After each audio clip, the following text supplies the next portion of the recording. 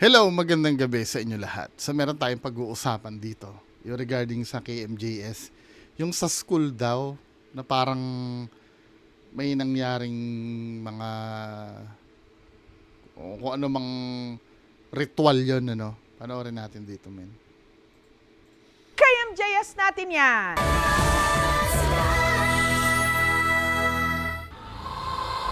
Kulto sa school. Ilang estudyante sa Gimbal, Iloilo nagkatay ng manok at ipinahid ang dugo sa stuffed toy para di umano gantihan ang kanilang teacher.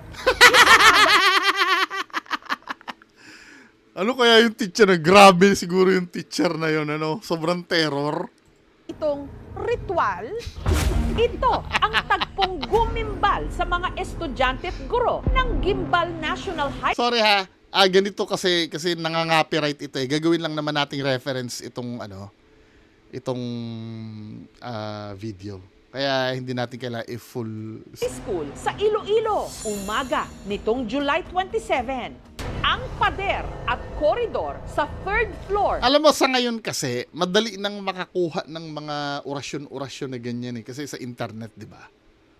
Mag-search ka lang dyan eh. Lalo na kung may, di ba siguro may access pa sa dark web, etc. Kahit nga simpleng YouTube video siguro, makakakita ka niyan eh. Yung mga ritual na ng ganyan. school building, vinandalize. We claim all negative energy. Bukod sa mga nakasulat na pangalan, may mga parang natuyong dugo. Paano nakapasok sila dyan? Wala bang, gumugwardya dyan sa, sa school? Issue na naman ng security yan, mga men, ha? At mga nakaguhit na bituin at tatsulok na parang may mata sa loob. Pero ang pinaka-ikinabahala ng mga nakakita, sa sahig may nakaguhit na bituin sa loob ng isang Pentagram. bilog na napapalibutan ng tunaw na kandila. Parang dugo ang stuffed toy at mga putol-putol na parang lamang loob ng manok. Hinala tuloy ng ilan. Parang may isinagawa rito. Ritual?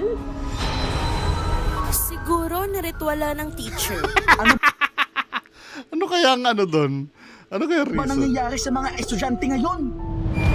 Isa nga ba itong ritual ng mga sumasamba sa dilim? O may mas nakagigimbal na mensaheng gustong iparating? Well, malamang gabi ginawa yan, paano nakapasok dyan? Ang pamunuan ng Gimbal National High School tumangging magpa-interview. Pero ayon sa nakalap naming impormasyon, ang mga nakitang kakaibang gamit at guhit sa eskwelahan agad daw nilinis ng school administration. At sa kabila ng kumalat na takot, hindi raw nagkansela ng klase. Sa halip, pinaimbestigahan sa pulis.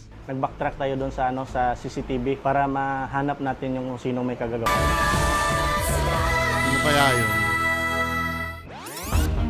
Sa nakalap nilang CCTV footage na kuha sa kalsada sa likod ng eskwelahan, makikitang naglalakad ang tatlong lalaking ito. Anong oras yun? 6:44. Eskwelahan, makikitang naglalakad ang tatlong lalaking ito. Sa isa pang kuha ng CCTV, mapapansin na ang isa sa mga lalaki parang may dalang manok. Doon sa nakuha natin na information, lahat sila ay minor. Agad namang natukoy ang pagkakakilanlan ng tatlong lalaki na mga grade 12 STEM students ng Gimbal National High School. Well, di ba, lesser evil kaysa mamaril sila sa Ano ba nangyayari sa Sa kanilang mga pakikipag-usap kabataan sa mga ngayon? pulis, inamin di umano nila na sila ang nasa likod ng inakalang ritual sa eskwelahan. Hindi pa namin nakausap yung mga kabataan totally kasi nung na-identify natin sila, kinustudi sila ng school kasi sabi nila sila yung mag-conduct ng investigation. Tumawag pa kayo ng pulis. Sa panayam ng Information Officer sa DepEd Schools Division of Iloilo na si Leonil Salvilla, pinabulaanan niyang may naganap na ritual. Ano nangyari doon? Possible na pwede parang trip lang. Ginawa ng ganito mga senaryo para takutin. Hindi. 'Di ba? Hindi, hindi ako naniniwala sa ganun. May nangyari talaga ng ritual dyan. Hindi mag-e-effort ng ganun yung mga yon kung wala. Hindi rin magsisindi ng kandila yung mga yon nang wala lang. May ginawa talaga ritual dyan. Ayaw nyo lang sabihin yung totoo kasi parang kayo yung mababalikan na parang yan ba yung natututunan sa school nyo? 'Di ba? Hindi kayo naniniwala ba kayo na na bullshit? Pwede man nga dogin na sa school lang, no, ginubra-ubrahan sa mga Hindi siya trip. nga senaryo, no, para nga mapahadlok ang iban. Interviewin niyo yung mga So, but definitely bata. that will be dealt with accordingly. Pero sa ibinigay namang pahayag ng principal ng Gimbal National High School sa aming team, pinabulaanan nilang may alitan sa pagitan ng 3 estudyante at ang kanilang guro. We likewise wish to clarify that the school has not established any evidence supporting claims that the incident was associated with organized ritualistic practices, occult groups, or the use of illegal drugs. We therefore urge the public to distinguish verified facts from the speculations and to refrain from making conclusions that are unsupported by evidence. Siyempre, hanggat hindi nyo nilalabas yung yung resulta ng evidence nyo, marami mag-speculate talaga. Ako nga nakikita ko parang cover up eh. But kung may nag-ritual, kung talaga naman nag-ritual anong gagawin natin? Andyan na evidence na mismo yon yung may pentagram doon. Ano ba? Ano pa bang tawag nyo doon? Trip-trip lang? Mag-e-effort na kumatay ng manok doon para sa trip? Come on. Clarify that the school has not established any evidence supporting claims that Hindi the pa ma-evidence yung mga patak ng kandila doon at bakas ng tugo. Ewan, lalong ginagawang bobo yung mga... incident was associated with organized ritualistic practices, occult groups, or the use of illegal drugs. Pinag-aaralan kung ano yung mga sanction doon sa mga student, gaya ng mga vandalism. Hindi natin makonsider na case closed unless na makatanggap tayo ng kumpletong mga investigation report. It's a product of minors or children not being socialized properly sa existing spaces nila. Normal yan parating sa mga kabataan that they will do something na para mabuo yung kanilang relationships with one another. Kasi it forms a certain bond between friends. Kaya Parang 'di ba? Isa yan sa ikikwento nila yan pag tumanda sila na ginawa nila dati. kailangan natin ng ng holistic approach when it comes to monitoring children. Hindi lang magulang nag-aalaga sa anak, yung buong komunidad yan. Sa nangyari rito sa Gimbal National High School sa Iloilo, wala mang pisikal na nasaktan. Nakakaalarma pa rin na may mga estudyanteng kayang maghasik ng takot para lamang sa isa raw prank. Kaya hindi siya prank. Hindi kayo naniniwala ba kayong prank yon?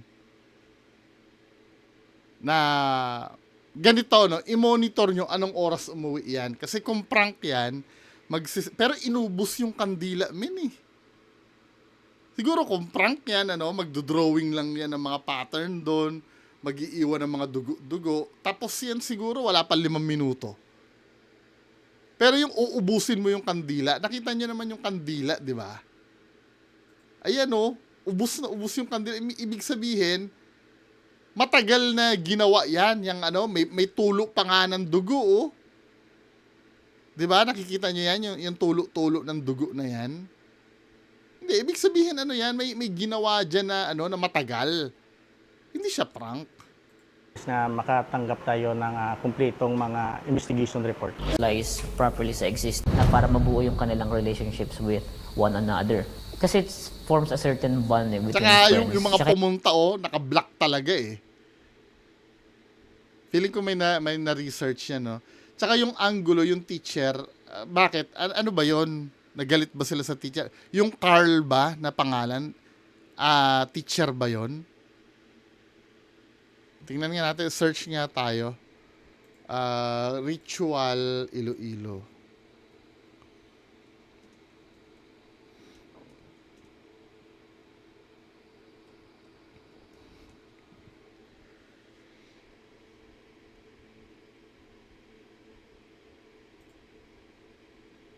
Demonic ritual nga yung ano, sabi ng iba eh.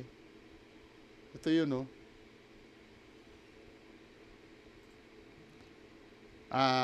Naghahanda ng kaukulang intervention ang Schools Divisions Office ng Iloilo para sa mga estudyanteng pinaniniwala ang sangkot sa umano'y satanismong ritual sa loob ng kanilang paaralan. Ayon sa mga ulat, natagpuan ang ilang vandal sa sahig at dingding ng isang classroom, habang mapapansin din ang umano'y marka ng tulo ng dugo sa kandila at maging ilang laman loob at dugo ng manok. O, meron talagang may tinulo na ganun eh.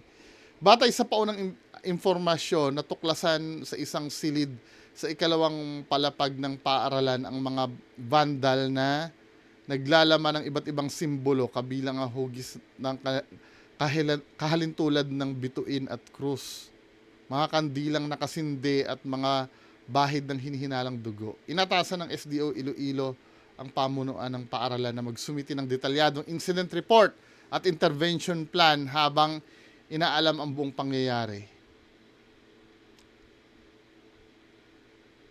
Samantala, nagpapatuloy investigasyon ng pulisya sa insidente. Ayon sa mga otoridad, 3 grade 12 students ang kabilang sa mga tinitingnan may kaugnayan sa nangyari. At 2 sa kanila umami na sangkot sa insidente habang hinihintay pa ang pahayag ng isa pang estudyante. Nilinaw naman ng opisyal ng edukasyon na wala pang matibay na ebidensya nagpapatunay na may naganap na occult. Ano ba? Ginagago na lang yung mga tao eh. Takot sa katotohanan na meron talaga nangyaring ganon. Iniiwas lang nila yan dahil malaking kahihiyan kasi yan na may nangyaring ganon sa nila, sa pangangalaga nila. Relationships with one another. Kasi it's when it comes to Sa nangyari rito sa Gimbal National High School sa Iloilo, wala mang pisikal na nasaktan. Nakakaalarma pa rin na may mga estudyanteng kayang maghasik ng takot para lamang sa isa raw prank.